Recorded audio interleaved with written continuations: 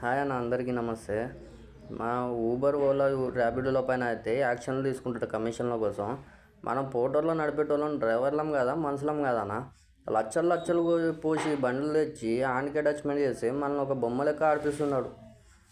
కమిషన్లు ఏందన్న కమిషన్లు? 12% కమిషన్ అంట 8 ఫీట్ వెహికల్కి. 13 కిలోమీటర్లు, 14 కిలోమీటర్లు, 18 కిలోమీటర్లకి 500, 600 అలా ఇచ్చి కమిషన్లే దాంట్లో 170 రూపాయలు కమిషన్లో తీసుకొని మళ్ళీ సస్పెన్షన్ చేయడం అట.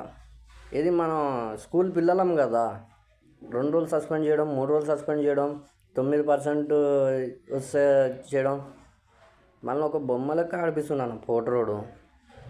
ఈ మన రాష్ట్రంలోనే ఇలా ఉందా? బయట రాష్ట్రంలో కూడా ఇదే ఉందా? పరిస్థితి ఏం అర్థమవుతలేదు.